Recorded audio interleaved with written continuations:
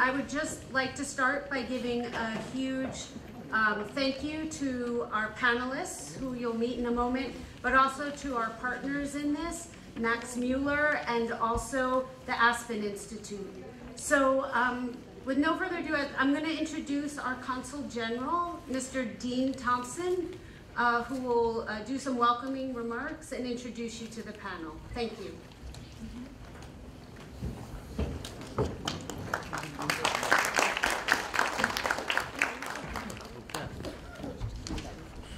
Thanks, Rachel. Namaskar. Good afternoon, everybody. It's really a great pleasure to be here. It's a very distinguished panel that you're going to meet today, and some great discussion that's going to take place. I see a lot of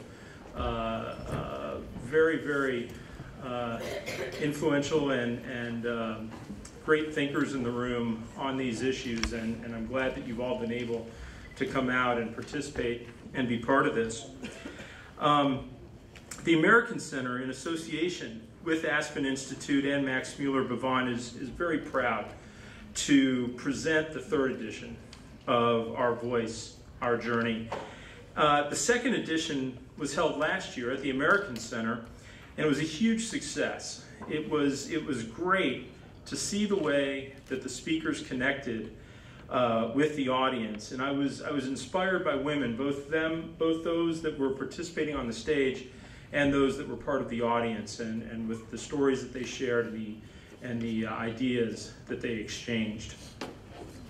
Now, this program, which is now an annual event in our calendar, continues to touch many lives in an inspirational manner.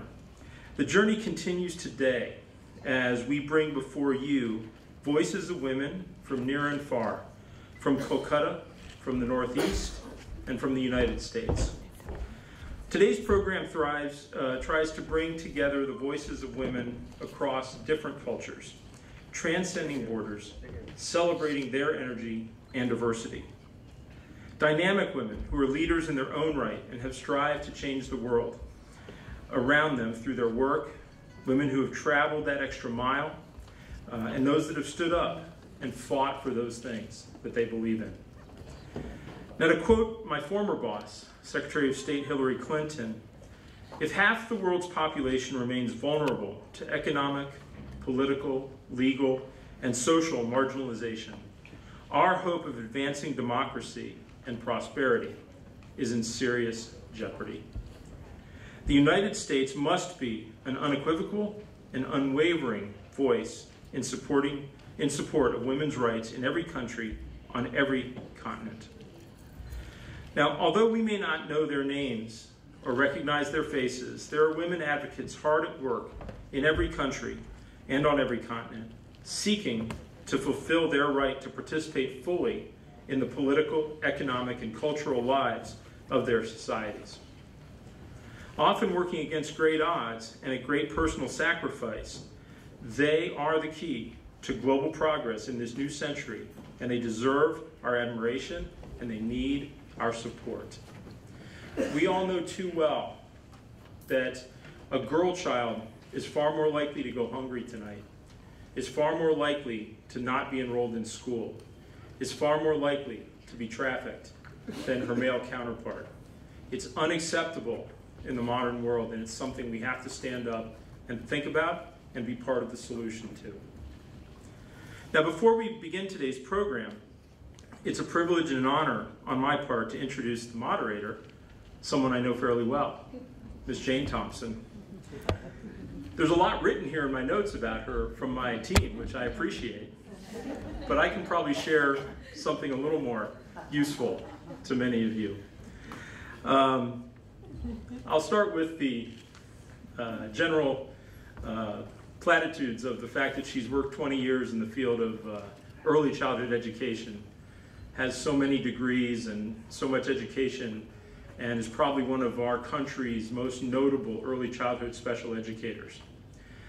But I can tell you that there's no one I know who has a greater commitment to the cause of children, to the cause of women, and the cause of seeing their issues brought to the forefront anywhere I've been in the world. She's been an amazing partner in an exciting adventure that we've had, and I'm glad and so happy to have the chance to introduce her to you today as she moderates this panel and leads this discussion. So thank you for joining us, and I can turn it over to my better half.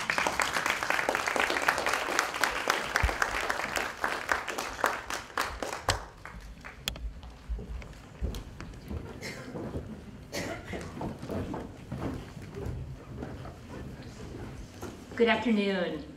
Thank you, Dean.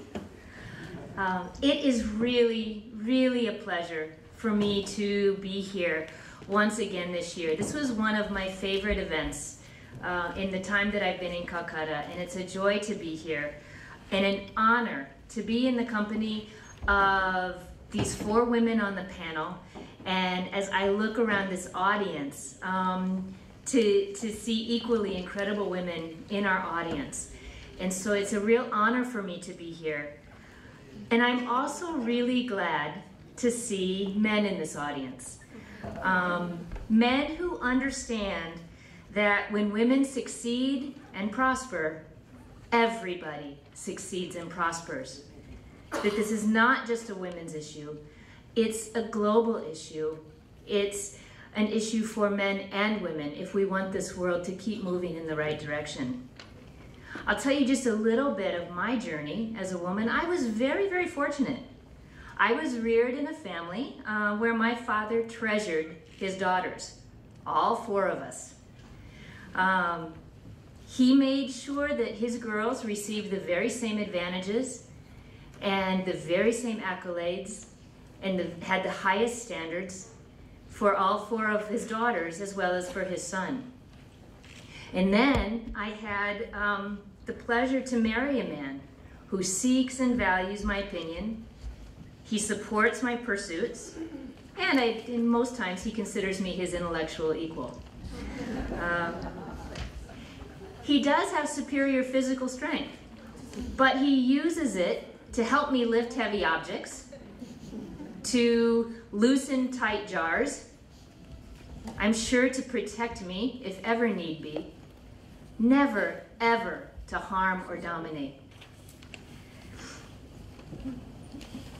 He welcomed the birth of our 2 daughters with the same delight and love as he welcomed the birth of our son.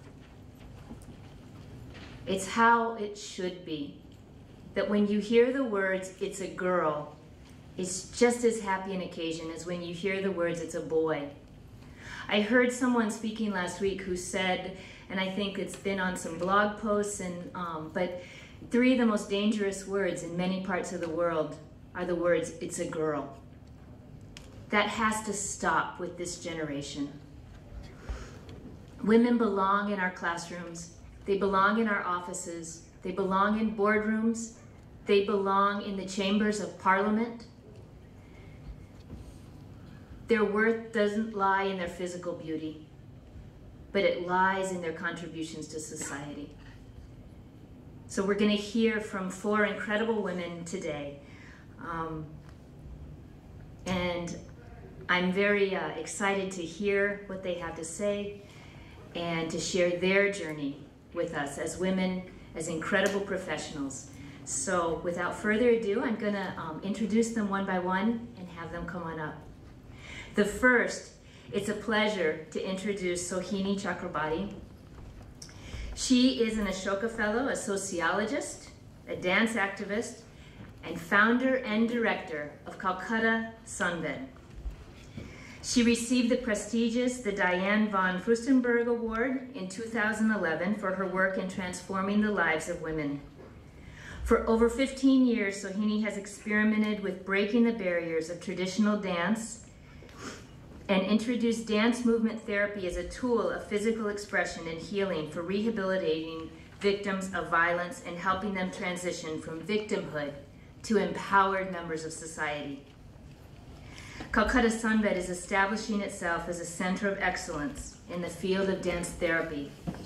On a personal note, I've seen the Sunbed girls dance many, many times, but never once have I been able to watch them without tears flowing down my cheeks. So you will be able to see some of that today on film, but please join me in welcoming Sohini.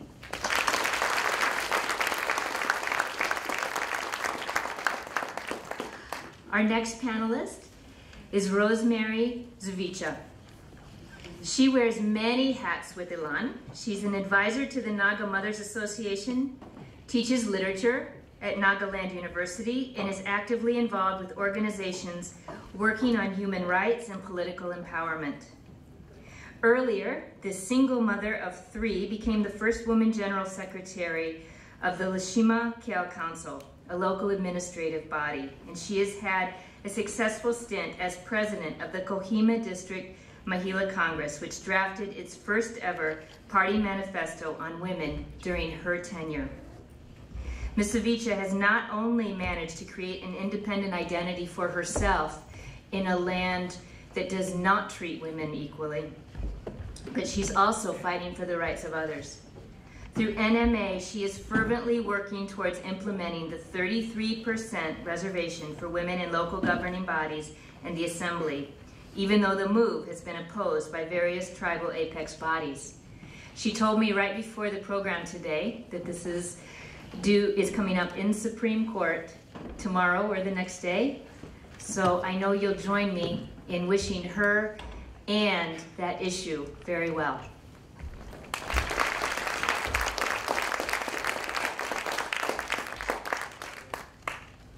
My next panelist is Kaveri Kaul. She's the director and producer of documentaries that have been shown in theaters and on television in the US and internationally. She was born in India and brought up in the US. Her bicultural background crosses many borders. Her films are often driven by characters who challenge assumptions about who they are. They straddle multi-layered realities and apparent contradictions. They bridge worlds and shatter the barriers between them and us.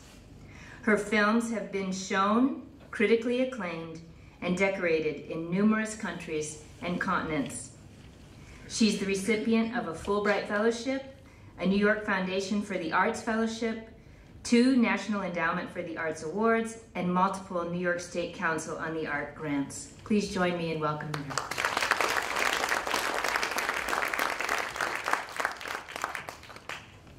And our 4th panelist is Fatima Shaikh. Fatima has been a reporter for the New Orleans Times-Picayune and PEN America.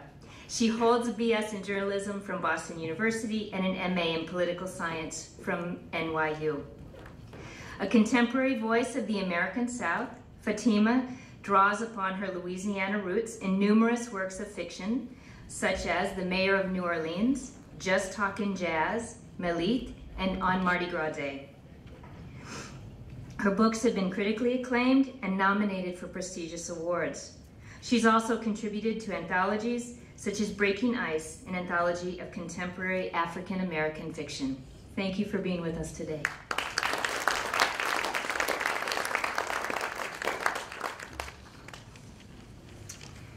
And before we have the panelists share their journeys with us, we're going to have a short film showing Kolkata sunbed.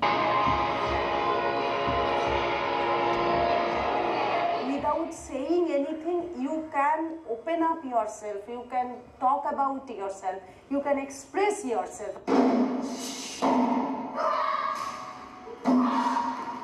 আমার কাছে নাচ হলো একটা জীবন, কারণ আমি নাচের মাধ্যমে আমার এই জগৎটা তৈরি করেছি। I was, and now here to tell her story as a woman, and I think that's really what today is about, is to hear the stories behind these very successful women. Sohini. Thank you for inviting me in this panel. It's very exciting to hear and to be here with all of you. And I think it's very difficult sometimes to say own story, but what I found that I'm very rebellion. So when I started, I came from a very lower middle class family also, but I think that I never go back. I was very bold. So whenever that is my driving force also. Like I never go behind in bold idea and bold action. If I think something, if I feel, if I hear from inside that, this need to be done, I do it. Even sometimes I think that people said that it will be not working, but you are going in a wrong way. But I am quite confident that I am not going in a wrong way. I am going in a way, there is some risk, and I'm taking that risk. So I think that is the big quest of my life, and that's how I even my every stage of life I did this way. So I feel after, if I see back even in my working experience, it is 18 years. So that is my driving force. That I never, I always, feel excited to take bold idea, bold action, even to hear, even to work on that. And I drive into that force. So that's how, I feel that today also where I am, I am taking the agency of my own life. And that is very, very important. Whether, when I started, I was not very sure that where it will be successful or not successful, or, it will be working or not working. But I am very sure that I am taking my agency of life. And sometimes I feel as a woman also that sometimes create a big boundary for a woman to take up the agencies. Most of the time for a woman, the decision and the agency taken by others. So that force also is very important to take it up. So that's how I started also in 1996. I was a student of sociology and I studied dance and I was in theater. And I also very decided that I will be not opening any dance school, and how dance and sociology can work together. But it was a kind of idea and I was thinking. So in 1996, I was walked down in Calcutta Book Fair and I saw a poster. And in that poster, there was a poem. It was an anti-trafficking poster, and there was a poem that they sell me my own blood for some gold and some silver. I rinse and rinse my mouth, but the taste of treachery remains.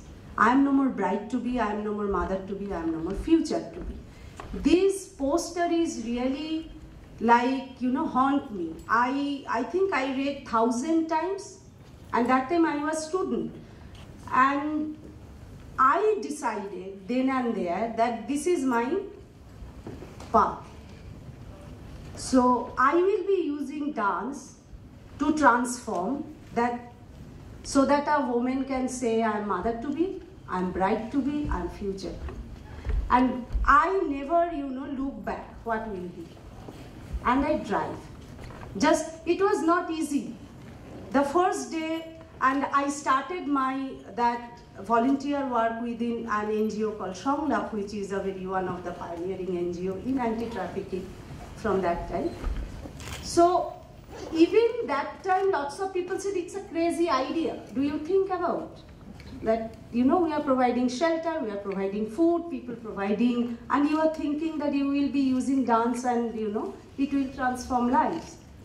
So I found that dance has that power. This is my, that dance gives you liberation, dance gives you the freedom. And my subject helped me to think about that in sex trafficking, and for a woman, body is a big issue, movement is a big issue.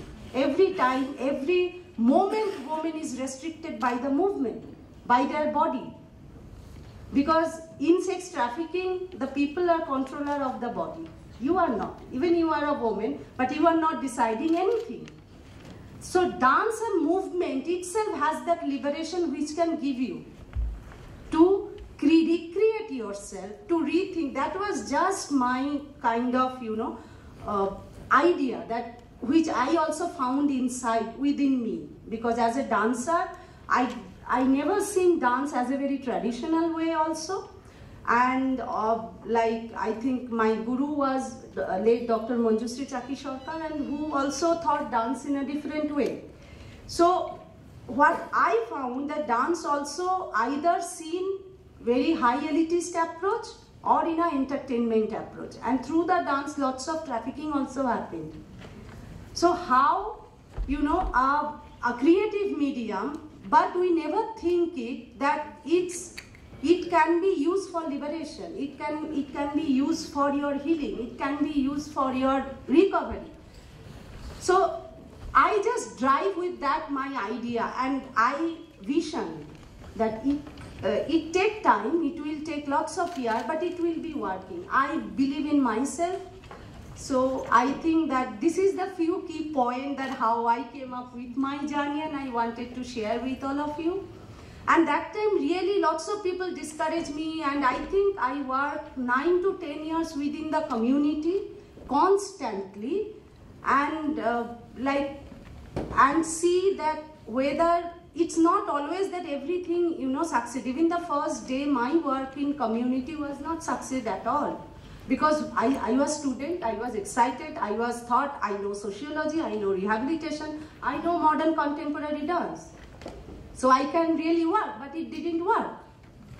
And you know, even I was such a new postmodern dance, like my guru was, I can say that, you know, postmodern dance analyst. Even I trained on that dance, but that was not working in the community. So my whole learning of sociology, that which is I learned, it's only theoretical, and the practice is different, and which even I learned in dance, which is modern dance, but it needs another dynamics.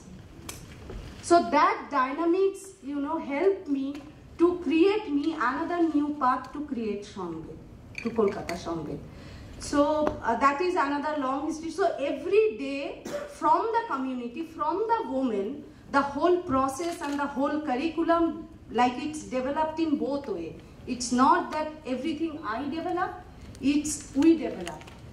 Every day, every moment, they inspired me and they teach me that which can be the way, which can be the recovery process, which can be the healing process, where the body not work. So those area is very important, and I feel that as a woman also I'm quite fortunate to get a panel, get a chance to share experience, share about my journey. And through Kolkata Sangeet, we want to create more opportunity for the women and the girl, so that their voices, their own journey can reach in front of the global community. They can take, so that's why what I feel, always treat yourself as an individual. Even in a victim cycle, not as a victim. Like everybody has a free individual spirit, and we need to take that agency on our own.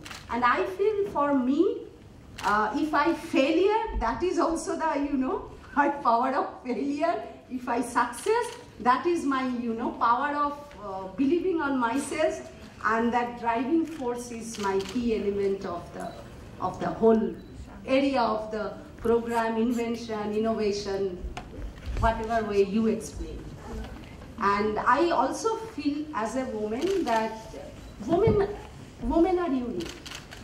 Whether we are sitting here, we are sharing our journey with you, and I am sure that here is all of you have a unique and, you know, bold area of your life where you also like take agency, the transformation for yourself. But sometimes it happens that we do not get lots of opportunity to explore that uniqueness, and I feel that sometimes we said that men also need to, you know, think about it. But as a woman, we also need to think about it. We need to speak more also. That this is my uniqueness. This is my innovation. And I want to do it. And I will be doing this. So that's my...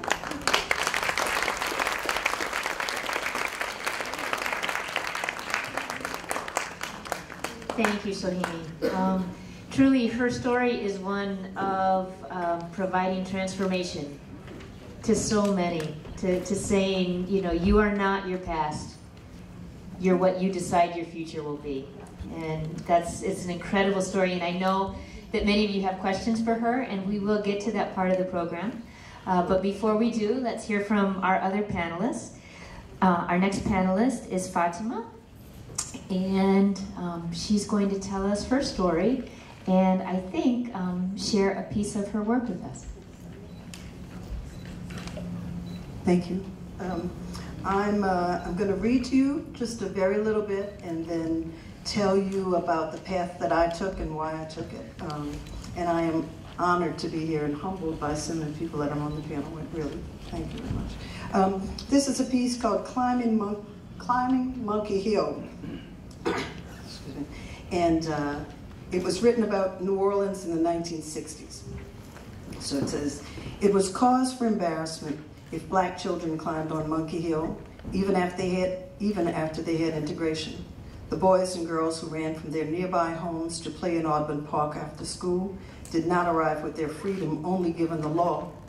When they ran up the hill, they were ridiculed by the parents who called down their own pale children. The adults stared at the black ones as if to see them for the first time. Although some were their over-the-fence neighbors, they replaced with bitterness the casual greetings of earlier times. Look at them little monkeys on Monkey Hill, the parents agreed to each other over their children's heads. They spoke in a jovial way that encouraged their sons and daughters to adulthood by sharing the laugh.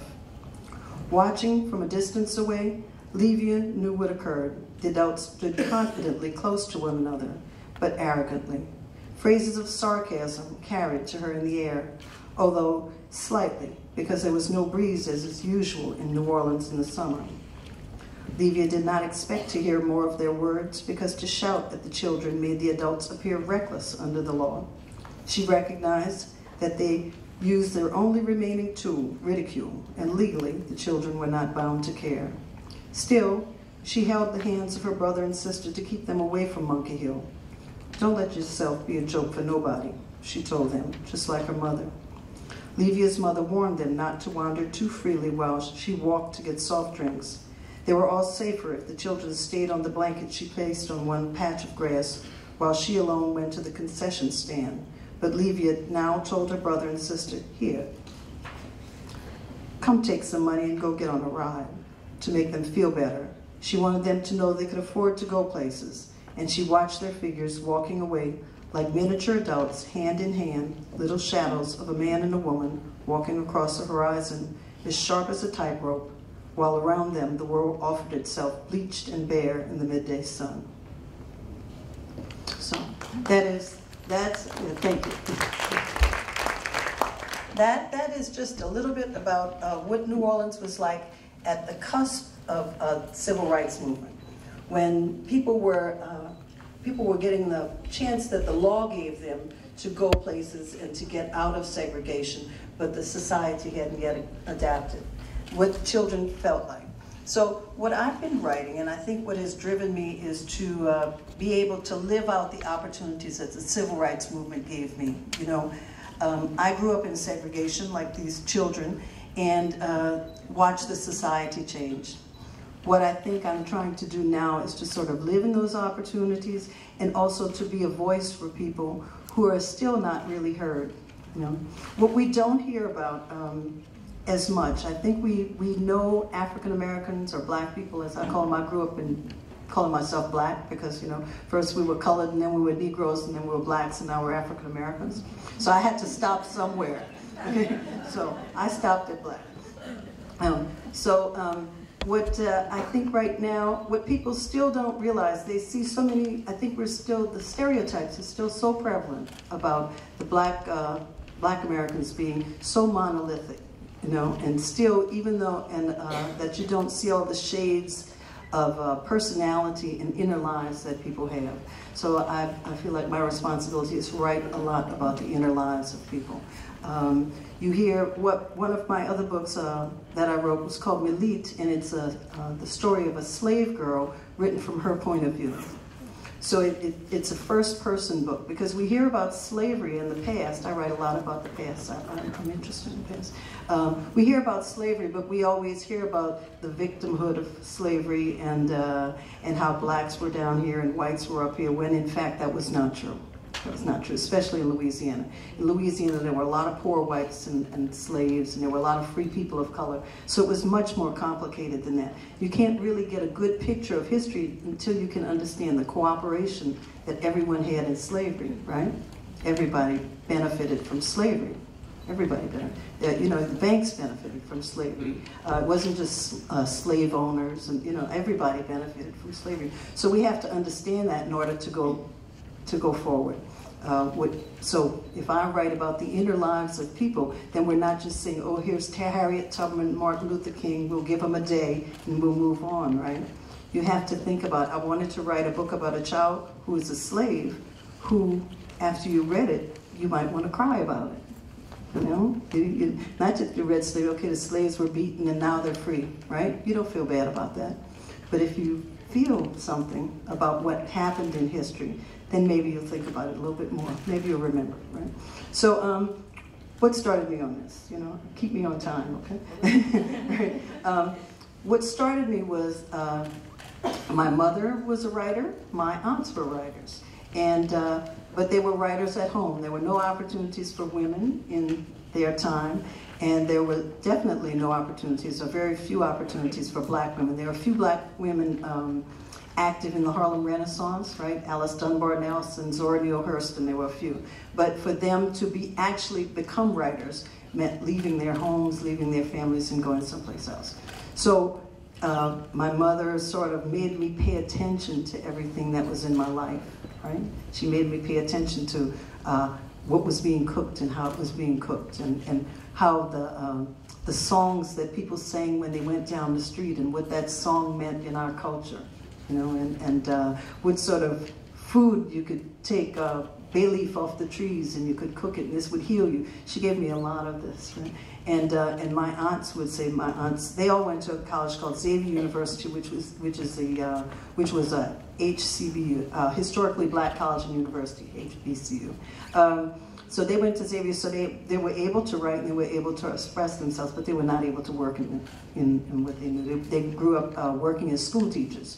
So they were all school teachers in grammar schools when they were coming through. But they kept telling me, well, you should be a writer. You be a writer, right? So I said, okay, that's what I did. So I started working as a writer. From very young, I used to write, and I kept moving on. I went to Boston University, went to Xavier for a couple of years, because that's where my family, everybody was there.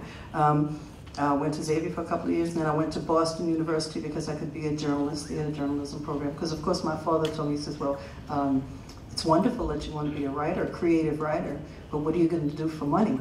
So I said, okay, I'll be a journalist. So I finished in journalism school and became a journalist for a while, and then went to NYU and studied there a little bit more journalism.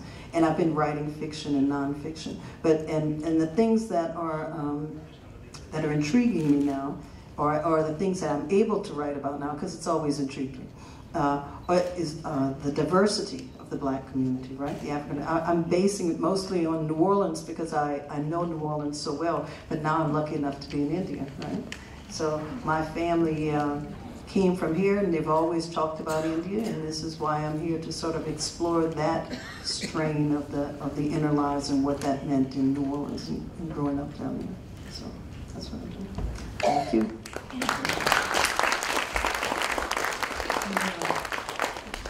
Thank you, Fatima. It's I love what you said about giving voice to people, because I think I agree with you. When you hear a story and you hear their voice talking about what moves them, how they feel, the decisions they've made, that's when you get invested, and that's when you start to care. And so, thank you. All right. Okay. Our next panelist is Kaveri Kaul. and she is an independent filmmaker and is here in Kolkata working on that right now, today. And she took a break this afternoon to be with us. So we're going to hear her story. Hello. My thanks to the Aspen Institute. It's a pleasure to be here today with you, Jane, my fellow panelists, and all of you in the audience. To speak about my journey isn't easy for a filmmaker. I'm accustomed to telling other people's stories. But I think a journey usually means a distance traveled. Where did I begin? Where am I now? What lies ahead? And perhaps for many of us, our journeys are also stories about parallel roads, the difference between who we are and who others think we are. I was born in Kolkata. I left for the US with my parents at the age of 5. They thought they would return, but never did. I found myself a young girl in a world far from home, which didn't know me and didn't see me. Yet, they had all the answers about me. There were tigers on the streets of Kolkata, they told me. And the more knowledgeable were very concerned because they knew I would be married off as a child bride. Later, that stereotype changed and turned all of us Asians into math whizzes. That idea was scary to me too. But in my experience, race, culture, and gender were never very far apart. They all blended together to make me feel invisible. After all, I wasn't a child bride, and I'm still not a math whiz. I was the only brown girl in my school. I grew up in a world where you would be considered uneducated if you didn't know who Shakespeare was. But it was perfectly acceptable to never have heard of Rabindranath Tagore.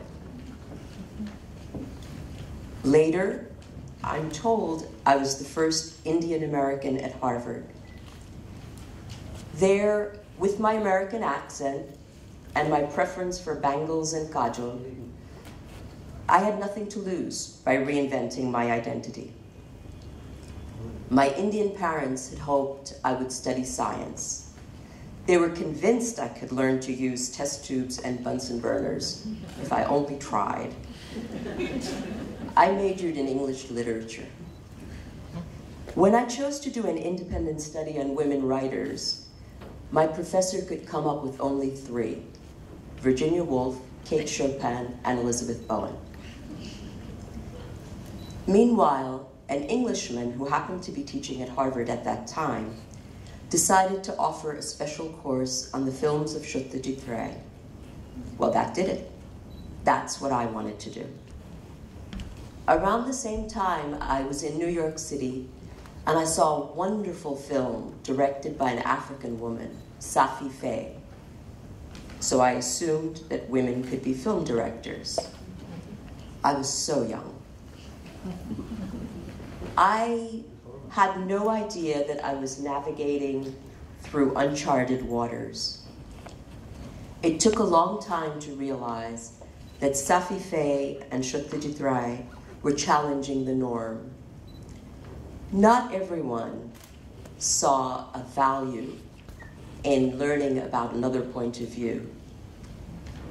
Not everyone agrees that both our sons and daughters gain from a richer, broader, more inclusive spectrum of films.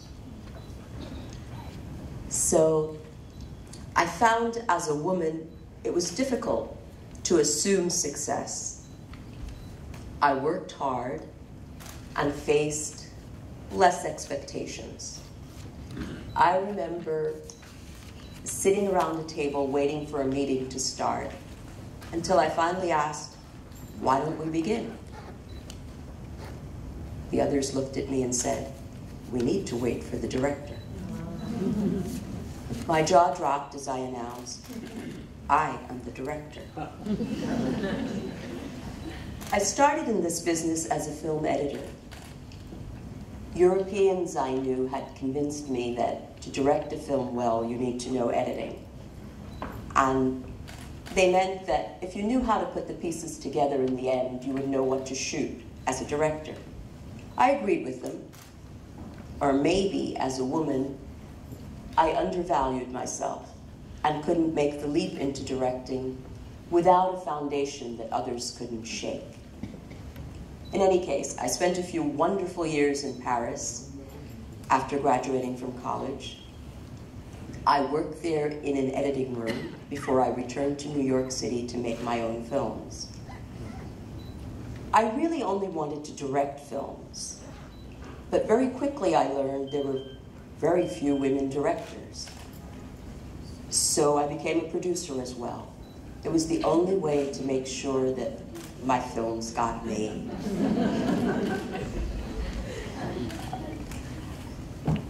I make nonfiction films that are character-driven stories that look at themes of belonging and identity.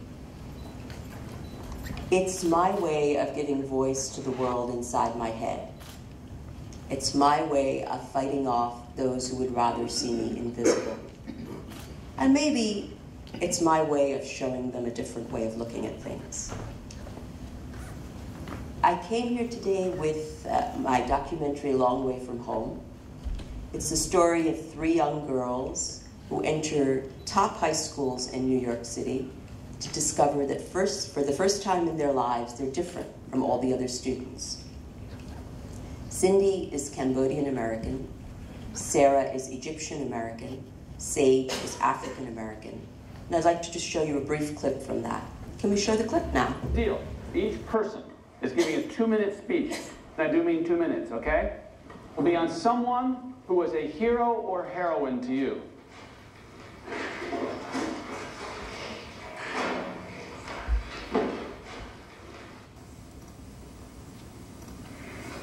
In 1975, the Khmer Rouge entered Cambodia. All inhabitants were thrown into an imprisonment to labor for the Communist Party, filthy and stripped of all wealth, property, and dignity. Results were fatal. To be our age and to see everyone else you knew as another dead body among the purple blanket of swelling corpses. To walk from your own home to torture, a living nightmare, because men had guns to your heads. To see your home turn into a graveyard for a blanket of purple corpses. To travel across seas, to know that the last you saw of home was that blanket of swelling corpses. But to start a new life, and to still love, to still be tired, but to still see home. My mother is my hero, not because of her strength, not because of her courage, not because of all that's happened. The fact that her heart still beats makes her more of a hero than any comic book could ever fabricate. She certainly is a hero, a strength greater than I could ever possess, of the heart. Well done.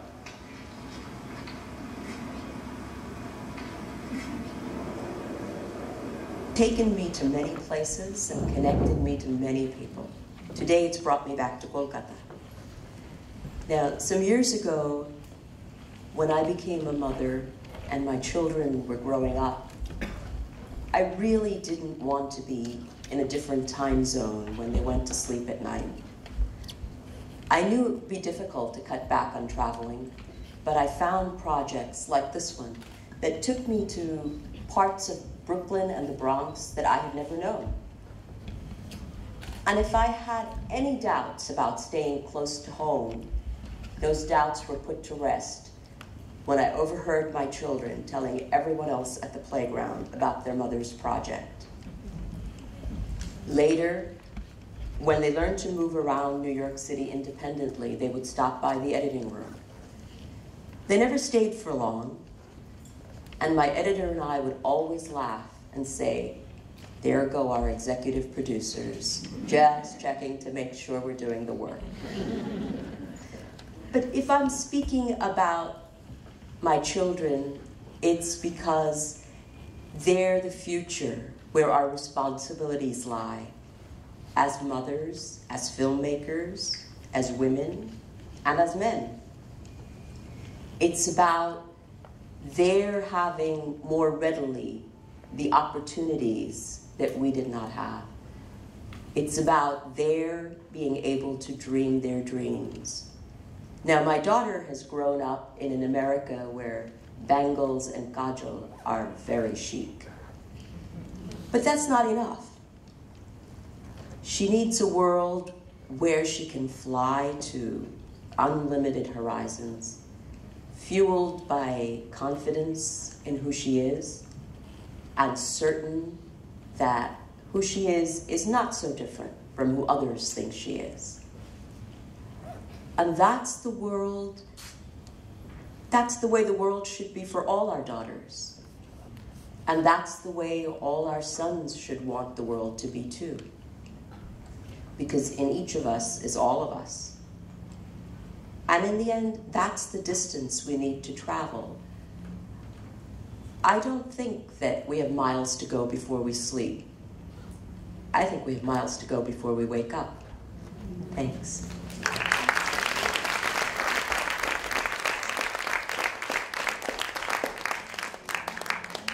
Right. Thank you so much, Kaveri. It's I appreciate so much that you use that talent in such a powerful medium. Many of us know how powerful the screen is to question and to make people stop and think and say, well, maybe what I thought before isn't right. So thank you so much for that. Okay.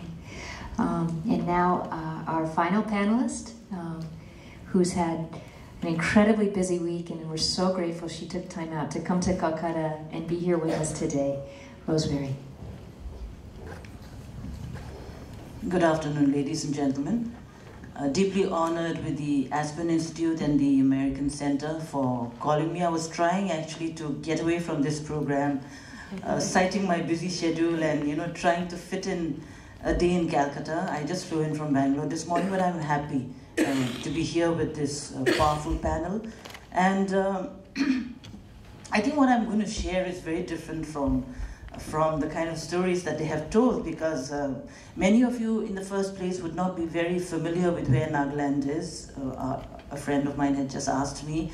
I live just next to Myanmar, neighbors with Manipur, and we come from a society very unlike many of the societies in mainland India, where women have no property, inheritance, land rights. So these are some of the main issues that have always troubled us, right from the time when we grew up. Fortunately, I was lucky.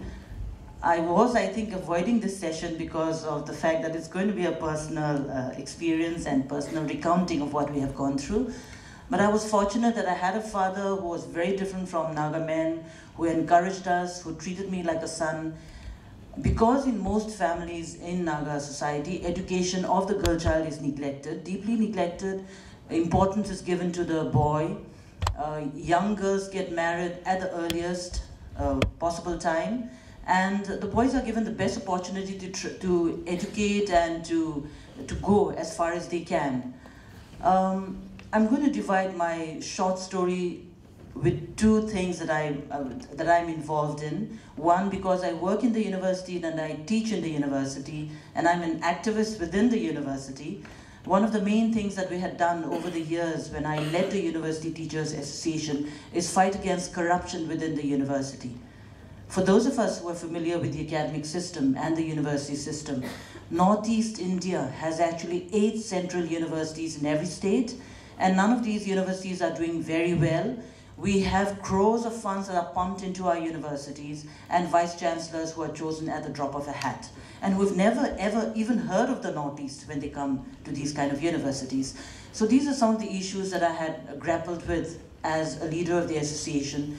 We brought 2 fact-finding committees from the UGC and the MHRD. After a tough fight, we brought them into the university. we brought the CBI into investigating into the irregularities in the university. And I'm glad today the CBI director, the former director, is my governor. He's swearing in tomorrow, Mr. Ashwani Kumar.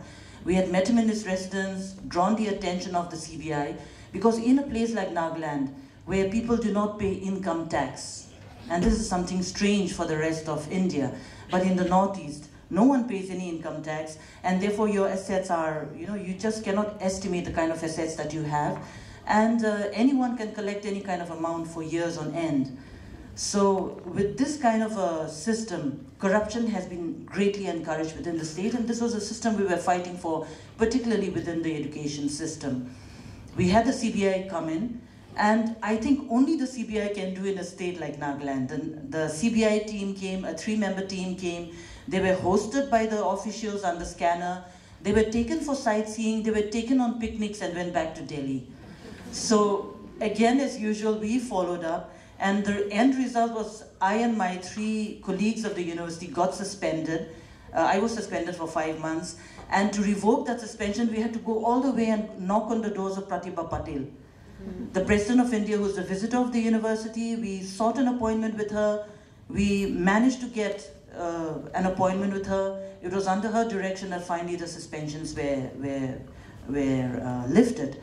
And today, fortunately, we have the university which is more streamlined, there's more accountability, and all these problems came up because we found, under the RTI, we found 500 crores of our university's development funds in fixed deposits, not used for years. So I'm still in the university. I still am the president of the association, again for a 3rd tenure, and that's where I'm still struggling. It's an endless story. The other part of it is the women's movement, the fact that we come from a society where women are deeply discriminated. At the village level, you don't have women participating. We don't have the Panchayati Raj system. The Nagaland government is not in favor of the Panchayati Raj system, and therefore we have these traditional councils where no women can ever step into these kind of bodies.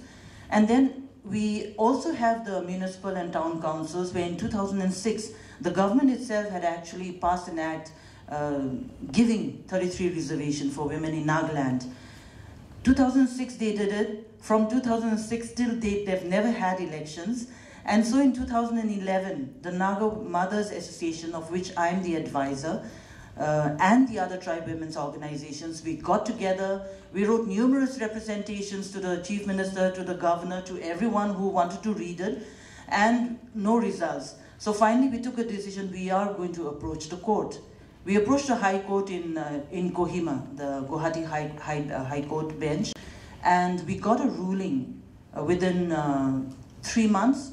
We got a ruling which said Nagaland government had to conduct the municipal elections and along with it implement women reservation in toto. The government appealed to the division bench, and the division bench in Guwahati again ruled, and there the government cited numerous excuses. We have a peace process going on, it's a conflict-ridden state. We have the ceasefire of the underground groups with the Indian government, and therefore we have the ongoing peace process going on. The government cites the fragile peace process, which is going to be disturbed if women get into the municipalities. And these were the kind of arguments that were brought before the court. And they said customary laws. You see, we in Nagaland, the problem with us is that we have such a selective reading about customary laws and customary practices that anything the men does is okay, any changes that the men have brought about in their lives is fine, but anything that women attempt to do is against customary law, against Naga social practice, and therefore forbidden, it is taboo. So with these kind of excuses that came into the court again passed a judgment saying that it is worth thinking about Nagas and their social practices and customary laws, and Article 371A, which is almost like Kashmir, which gives us special status and special protection of practices. So with these controversies that came up, before we could even think of appealing before the Supreme Court, the Nagaland government, we have 60 legislators, it is 50 plus years of our statehood, and till today no Naga woman has sat in the Legislative Assembly. We've never had a legislator till date. So all these 60 men very happily passed a resolution saying that Part 9A of the Indian Constitution should be exempted from Nagaland. That Nagaland should not actually have this Part 9A of the Indian Constitution, which guarantees reservation for women in these municipalities. So immediately we took up the matter, the Nagamada, I'm the petitioner, so the Nagamadas, we took up the matter again. We traveled again to the Supreme Court, and we filed a special leave petition in the Supreme Court challenging the assembly resolution which the Nagaland government has passed, as well as also questions of Article 371A vis-a-vis customary laws and practices and women's constitutional rights. And I think the struggle is even more serious, because here we are in a society in the 21st century where you live in a society that is full of customary practices and laws, where women's lives are determined by these kind of laws, and at the same time you call yourself an Indian citizen, and therefore you are claiming your constitutional rights from the Indian government, and at the same time you have again underground groups and the Indian government negotiating for a so-called, I don't know whether it's going to be a sovereign nation, but definitely the struggle for self-determination has been going on for the last 70 years in Nagaland.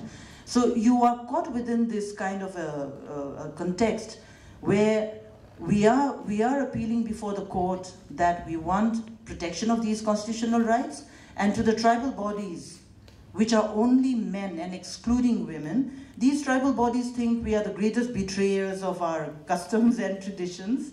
And definitely I must be the one with the black name, because you know, when we started thinking of moving for the court, and especially the Supreme Court, I remember I was sharing with some of my friends, we have a very strong women's network in the Nagamadas, and I was sharing with them that probably we'll have to think of an asylum. And we might think of a time when we would have to maybe even think of going somewhere and seeking asylum. And I remember one of my friends was telling me, and I thought, you know, some of those colder European countries sounded good. But I remember one of my friends was telling me, no, you better think of a hot country, because cold weather, you won't be able to afford the expenses, you know. So that is also on the cards.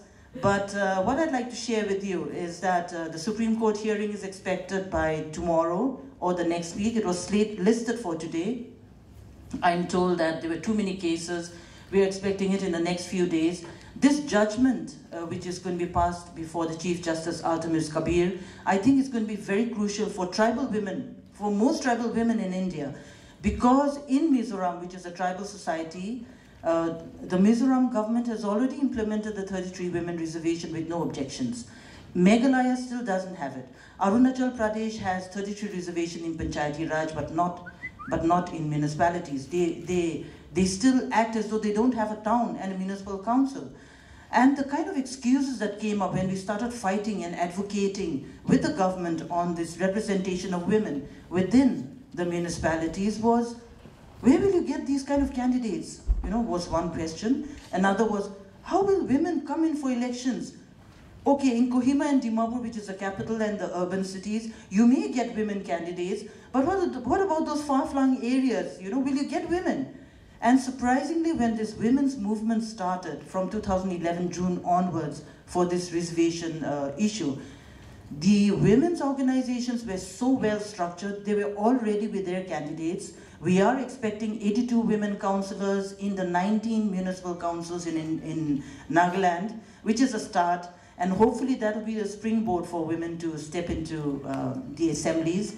We've just finished our state elections, and the state elections showed us 2 women who went in for elections. One was sponsored by the BJP. And unfortunately, the BJP hasn't gained much ground in Nagaland. And yet, it was only the BJP that sponsored a woman candidate, and not the Congress. Not the Congress that has such high policies about women empowerment and so much of development for women. And I happen to know, because I was the president of the Kohima Mahila Congress years ago.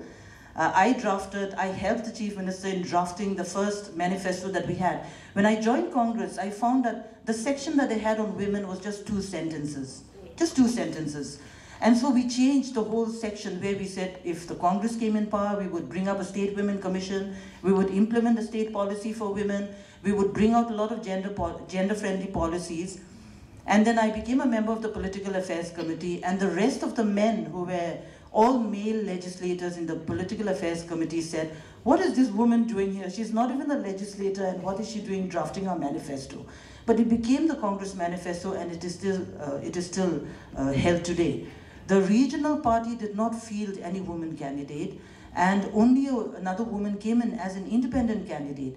And this is the political journey of women in Nagaland, because when you look at the scenario, no political party is willing to sponsor women into the legislative assembly or into any political arena, because traditionally, in decision-making bodies, women supposedly have never been a part of it. That is one. And secondly, if you have been following up the news in the TV, in the newspapers, you would have found out our Home Minister was caught with 1 crore rupees, with a cache of arms, and also liquor. Nagaland is a state with the Prohibition Act in force. So this is what elections is all about. So I think, unless we have reservation really coming into these kind of bodies, we are definitely not going to have women, because it is a question of money, it's a question of guns, and it's a question of having absolute muscle power and a lot of goons behind you. You need to remember this is also a state where we have at least 5 prominent armed groups, all of them negotiating on their terms and conditions. You have a society that is caught midway between being free from India and India trying to make us a part of the mainstream. And as an academician, I've always interacted on this word, the mainstream. What really is the mainstream? Who is the mainstream? What do you mean by the mainstream? You know, so these, I think, are issues that are being deliberated today. As far as Naga women are concerned, and as far as all of us are concerned, we are also very seriously talking about the United Nations Security Council's resolution number 1325 of accountability of sexual violence being treated as war crimes. Because if you look at the history of Nagaland, for more than half a century, we have faced the Armed Forces Special Powers Act, where there have been a lot of armed atrocities, where there have been rape, violence, murder, burning of villages, especially killing of women. And over the years, we have seen no justice at all. So I think we're also looking, when you talk of peace, when you talk of political negotiations, when you talk of a settlement with India, if it ever comes, because I am very skeptical till today about it, but if it ever comes, it has to come taking into consideration the sufferings of women in the past, and justice for whatever has happened in our political history. I don't know, personally, trying to move around these issues, and as a single mother, a divorced mother, I've just come this morning from Bangalore.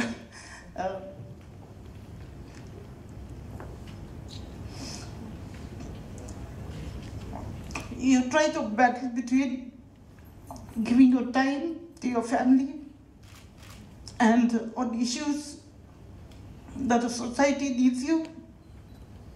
And I think our strength has been, as women, our strength has been, on one side, we are committed to the family. On the other side, we are aware of our responsibilities, and I still echo what one of my panelists have said, that here we are trying to be the voice of the voiceless, because 90% of Naga women live in rural areas. Today, the issues that I talk about and the strength with which I talk about is because I'm educated, I've been treated like a son, I've had the best possible opportunities, I've traveled all over the world. I'm an alumni of the International Visitors Leadership Program of the American government. I've been trained in conflict resolution in the UK. And so I have had opportunities which many Naga women would not have. But when you talk of empowerment, when you talk of women's journeys, when you talk of spaces in decision making, and when you talk of a society that is totally controlled by men, I think we still have a long way to go. We still have a long way to go. The battle is long and the battle is tough. Thank you.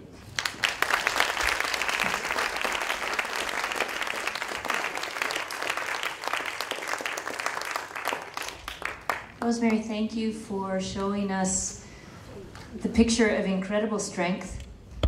I feel sorry for anyone who comes up against you in a fight.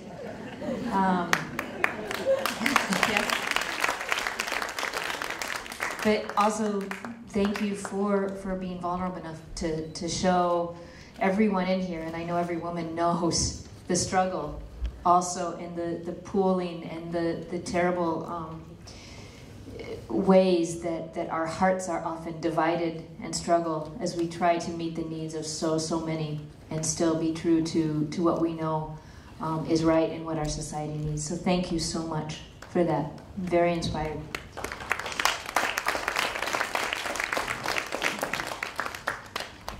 Now we're going to give you, the audience, time to ask questions of this incredible panel. I know that there are so many comments and opinions that you all would like to make, but we really do ask that you let us hear your question for our panel, and if you would please keep it at one question so that everyone who would like to can get an opportunity. Thank you. May I start with making a small comment? Well, it is addressed to Rosemary. This is the mainstream where you are sitting today. Secondly, I have been to Nagaland, into your tribal societies with my wife, but I never had this kind of experience. I have friends in Nagaland. But we can tell you that the crowd sitting here will all be behind you. Thank you. Anyone have a question for our panel?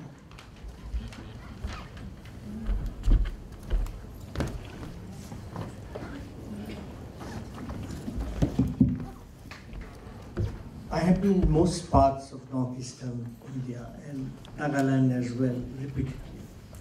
And what I felt, what you also mentioned today, is that there is a problem of integration with the mainstream. Now, when you use that word, what exactly it means?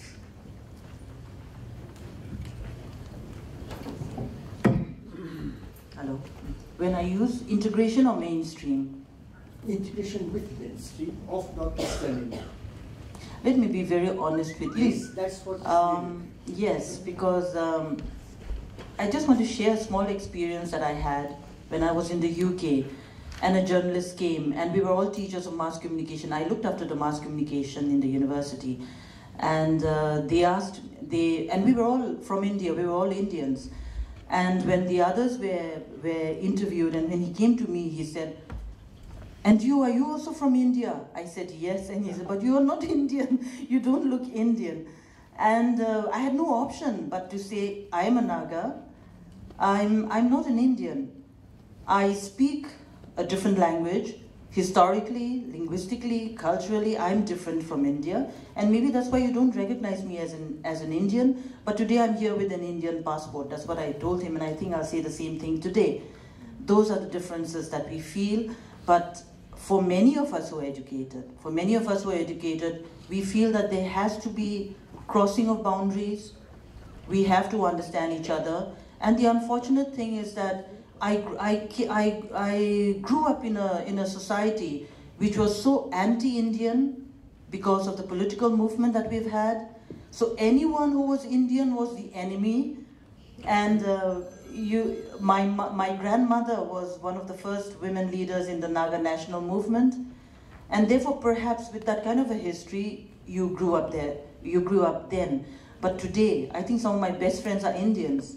The fact that I teach in a central university and I interact with professors all across the country, it does give you that kind of an edge. But I won't say it's the same for many, many Nagas. I won't say that. I won't say we think India is our homeland. I don't think so. There's still a lot of differences. That's the unfortunate part. And I think a lot of India also doesn't understand the Northeast, never even knows about the Northeast. And so many times, even on the plane, I've traveled with passengers who very happily said, "Oh, you're from Nagaland, good. Gangtok is your capital, isn't it?"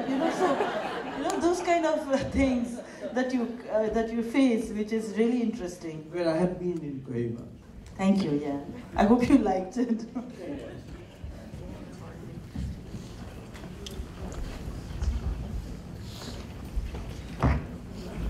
I have yet another question for Ms. Rosemary. That when I went to Nagaland, I found that the church had a very strong influence. So in whatever you said just now, what is the role of the church? That's the saddest thing about Nagaland, because of the fact that we are 90+% of Christians there, and the church has a very big role.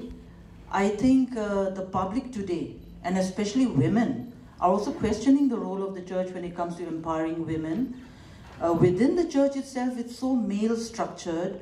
Women are not allowed to be reverends. There are many churches where women are not allowed to be pastors, where women are not allowed to be reverends. There are more progressive theologians who like to encourage the church members and the women to be more active and the men also to be more gender sensitive. But we need to remember that this is a society that has patriarchy so conditioned into their minds, both the women as well as the men. That is why it is difficult for the church also really to think about it, because till now, some of the key posts within the church is also held only by men.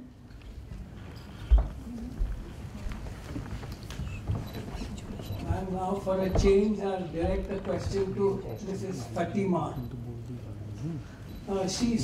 During the course of her deliberation, she made a statement that everyone seems to benefit from slavery. Now that seems to be a bit of a contradiction, a not very understandable statement. So if you could explain, the slave owner, yes, would benefit economically, but how would anyone else benefit from a practice such as slavery?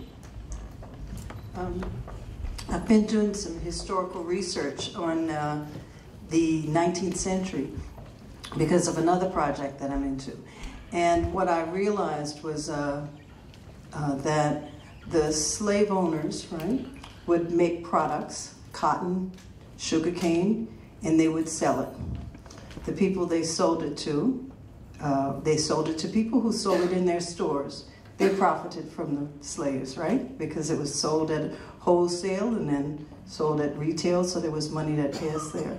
There were banks that came down to Louisiana in order to invest in the profits of the plantations. So the banking industry made money. The institution of slavery made the United States quite successful because they had free labor for a very long time. We advanced very quickly because there was money being made, right? So there was a lot of economy. I'd say everybody made, probably everybody but the slaves made money, right? Off of slavery, because it was not just that the slave owner went home and then put his money in his pocket, right?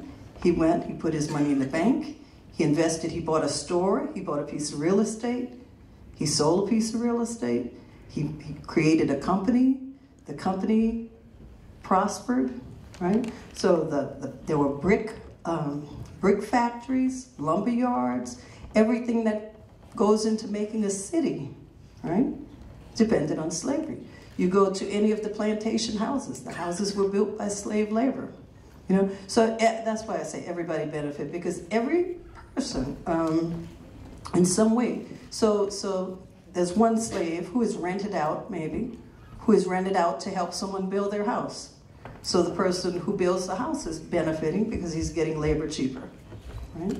So it goes all the way through society. So that's why I made that statement that everybody benefits, because it isn't that the slave picks cotton and the cotton goes nowhere. The cotton goes somewhere. The money from the cotton goes somewhere.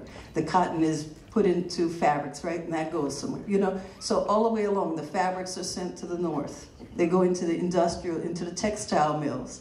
The textile mills have made that money because someone picked that cotton at a really cheap price, and the price was the blood of the people who were beaten and sold.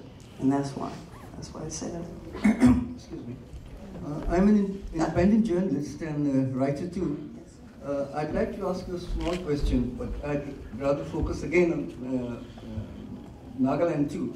But the question here I want to ask is that in the current situation, being a writer, a sensitive writer, you know, how do you react to the 9/11 ostracization of your community, you know. I mean, I believe you're a Muslim, but you're more of a pluralistic Muslim. It's obvious.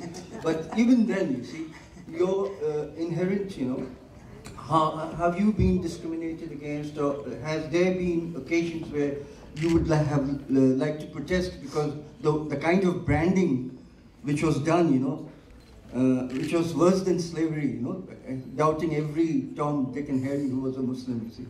So, I'm smiling. Let me tell you why I'm smiling.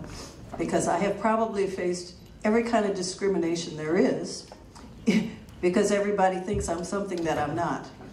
I'm Catholic. I was brought up Catholic. My father's name was Muhammad. He was brought up Catholic. Almost like Obama. So, I mean, you know, so don't assume that I'm a Muslim.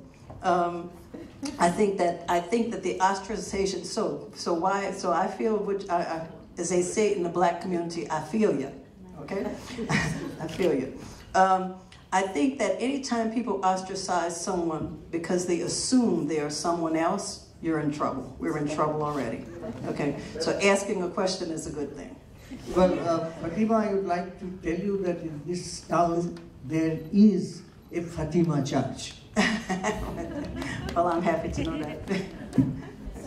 There must be some women here that have questions. Okay. Yeah, I just wanted to ask you something. I believe you are looking back at your, roots in Hooghly, and a film is being made along with Kaveri. Now, of course, Kaveri was born here, but she has been brought up in America. But you have quite a few generations, I believe, you have been in your form. I mean, is it very important, even if you are integrated in the society, to go back to the roots? Always people migrants, where I came from, whether Alexei Haley's book or, Amitabh Ghosh's books, whatever.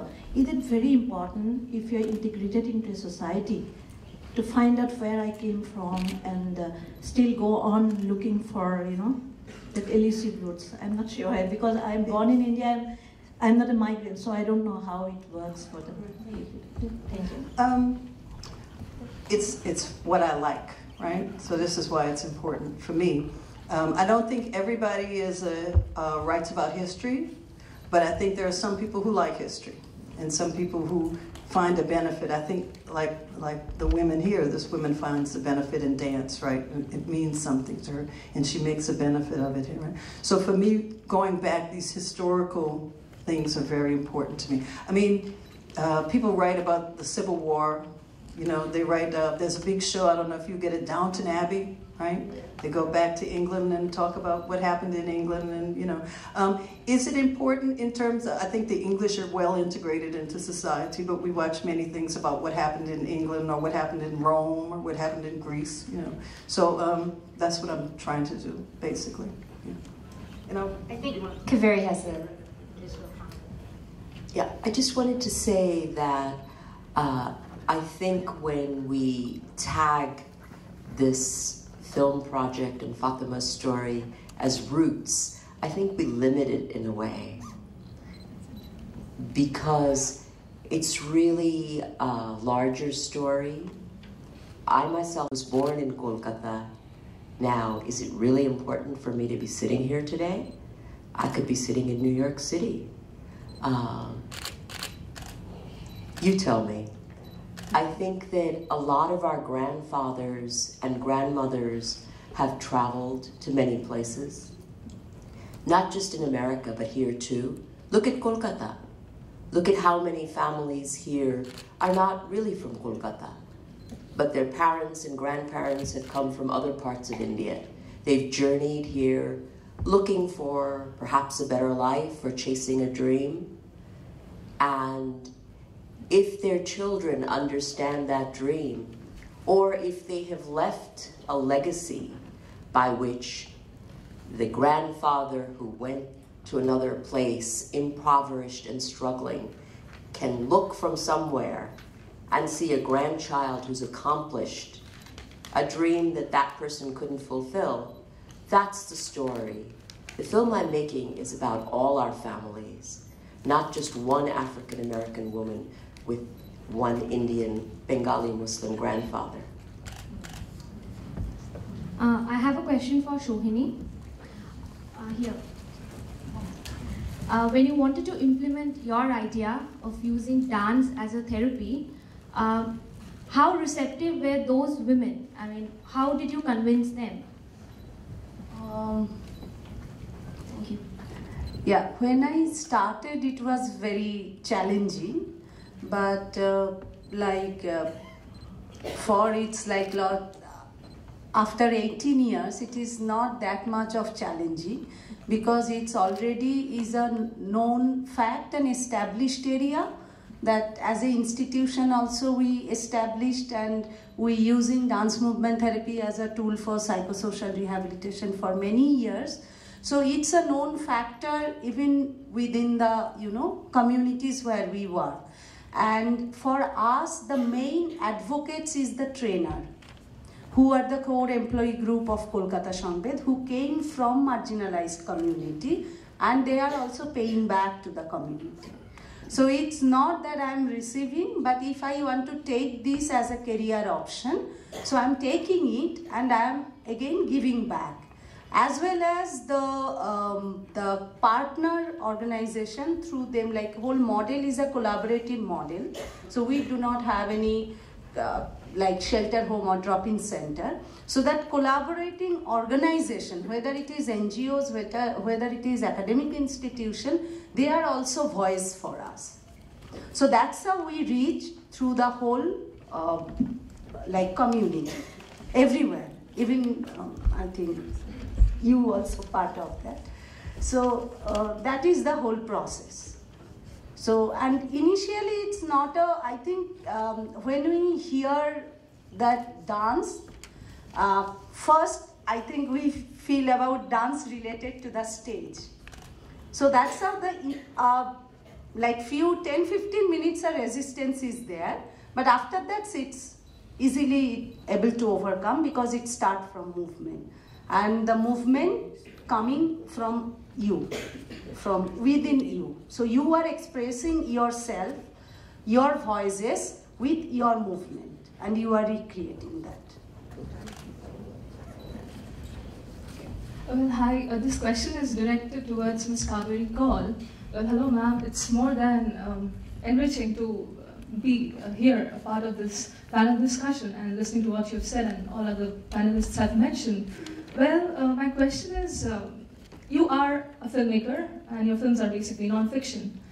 In India, where the Hindi film industry has, well, it would be an understatement to say that they have torpedoed any other existing medium. And as you said, or Ms. Shohin just mentioned a couple of minutes back, every art form has some message to convey, some education to provide to the next generation. And speaking of Hindi cinema in specific, there has been this tendency since time immemorial of objectifying women. And it's just been yesterday, where the anti-rape bill was being discussed in the parliament, where an eminent member of parliament, Mr. Sharad Yadav, pointed out to another MP by the name of Jaya Prada, who happened to be a very famous actress of yesteryears. He told her, saying, Miss, you don't really claim to be raising your voice because we have seen we specifically the main faction of the society, have seen your films, and we know what your accepted way of dressing is to serve the purpose as it is to be. My question to you is, ma'am, on one hand, you're trying to educate, you're trying to give a voice to the voiceless, to every ordinary woman. But don't you think this deliberate tendency of commodifying women has, in a way, had in a way been and trying to negate or nullify all the progress that you're trying to make, or any other panelist is trying to make for that matter? There's, it's not just Hindi cinema. I hate to vilify Hindi cinema because Hindi cinema does have its gems as well. There's no doubt that the image of women is often a distortion of the way we'd like to see it. That's true in cinema all over the world. It's not an Indian issue, it's not a Hindi issue, it's a global issue. How we see women, how we portray women, and the power of that portrayal, the impact that has on the young people who see it.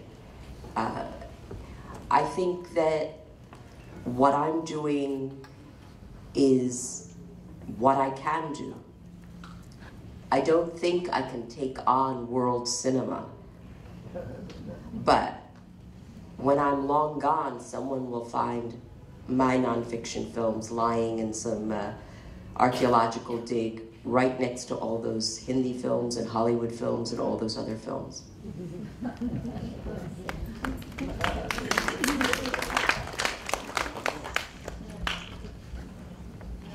We're going to take 2 more questions.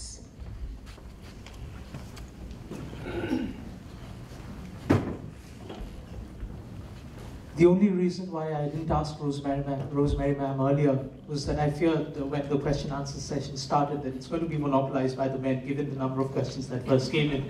As a son brought up by a single mother, I completely relate to what you said and you strike a chord in my heart. You mentioned the question of the corrupt home minister. What we've seen recently is that Mr. Neyfurio has just made a hat-trick in the recent elections, I dare say using the peace process as a sort of a Trojan horse.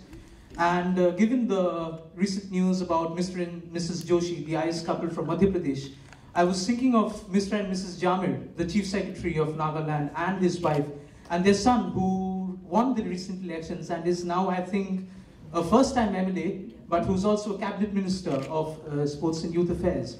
And given the dynastic nature, which is this new trend of dynastic nature in Nagaland politics, in sharp contrast to the fact that, say, if I take Mon district by example, say among the Konyaks or the Chakisans, the village head, the tribal chief, actually making the decision that, okay, this is the candidate we're going to vote en masse for. So where individual voter ID cards at election booths make no difference because it's like human beings being treated like a herd and voting en masse for one candidate. Where do you see the women's reservation as far as the electoral battle is concerned addressing this issue? Whatever you've raised is very depressing because it's true. And yeah, that's the sad scenario of Nagaland politics as of now. As far as women are concerned, I think one of the main reasons why we've been shouting for implementation of this women reservation is that it's not necessary that women are going to use the same tactics or they will follow in the same way, but at least it'll give a chance for women to come into those reserved wards and fight their own battles and gain that kind of space. Because one, dynastically, none of the women, I cannot imagine many of them coming in.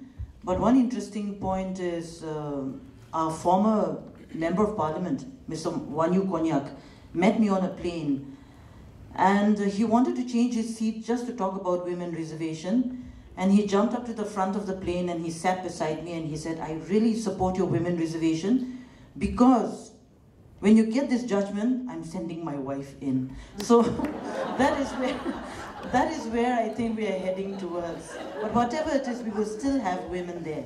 So whichever way they're going to come in, let's see what happens. Okay, we're going to have one more question. This question is addressed to Rosemary, please. How do you feel that your journey has made a difference to the lives of young girls in schools and colleges?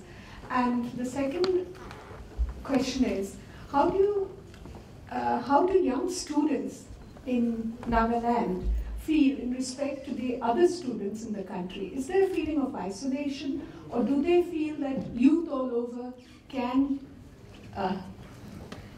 come together to make a difference? I think as far as the student population is concerned, whether it's school or college or university, you'll be surprised that most of the students are very internet savvy. They're in touch with whatever's going on in the rest of the world and the rest of the country. And I think educationally too, they're as good as the rest. The only thing they need is opportunities. And I think poverty is one of the main issues why they really can't come up. Educationally, we are in a mess. Except the university, I think the school system is really in a mess. Last year, we forced the Naga Mothers Association, actually, because we have an education committee, we forced the government to take action on 3,000 bogus teachers. 3,000 bogus teachers in different parts of Nagaland, supposedly teaching school children. And the government is trying to keep this under wraps. And we brought it. We forced the vigilance to take action. We forced the termination of these teachers. And we created a racket on this. And as far as younger students reacting to people like us and to women like me, I think one example which we have given them, I think, as a teacher and as a woman, and especially to the younger girls, is that there's always space to fight. There's always space to go on. You know, no matter what the society thinks or no matter what the obstacles are, I think it's an example that we have shown. Not only me, there are many more like me. You know, I really don't like to talk about myself, but we have given them a good example. And I'm also happy that if you look at some of the issues that had come out of the 25 icons of the Northeast, I was also featured as one, you know. So I think despite all the bad feelings people have had over the issues that we have raised, I think young people do see a lot of us as icons they can follow, as examples that they can follow. Thank you so much for being here, everyone. You know, you see 4 women up here with incredible talent, incredible gifts, and they're using those talents and gifts to give those without a voice a way to reach everyone. And so we hope that as you go out of here, you join us in dreaming of, praying for, working toward a world where every person has equal value and equal opportunity to be whatever their potential is. And let's dream of, pray for, and work for a world where when you hear the words, "it's a girl," it results in great rejoicing. Thank you all for being here. And Rita Sri is going to come up and close us out.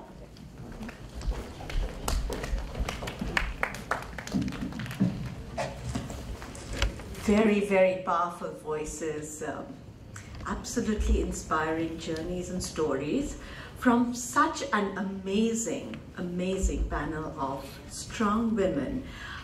Women who have stepped up in so many ways, in so many different ways. Women who have, who've dared to dream. Women who have made that step from success to significance. I think that's what these women are. And Shohini, Fatima, Kaveri, and Rosemary, we can't thank you enough for sharing from your heart and really inspiring all of us, and I think particularly all the young members of our audience right out here. And Jane, it's just marvelous how you orchestrate all these voices coming together so beautifully. So thank you. Thank you for moderating this session. And we have actually another voice from our journey, our voice, our journey, the session 2, you know, the second edition which we had in Maitri, and she had, you know, thank you for joining us, Maitri, and she had, you know, shared her story and her journey, and also a song the last time, but I won't embarrass her and, you know, ask her to break out into song. A big thank you to Max Mueller, Dr. Welder and his team for hosting us in their auditorium, and my friends from the American Center. It's an absolute pleasure to work with you, and particularly, I have to say I'm biased on this particular event, and here's looking forward to many more Our Voice, Our Journey editions going forward. And finally, but certainly not the least, you know, it's you, our audience, members of the press, teachers, students, our friends.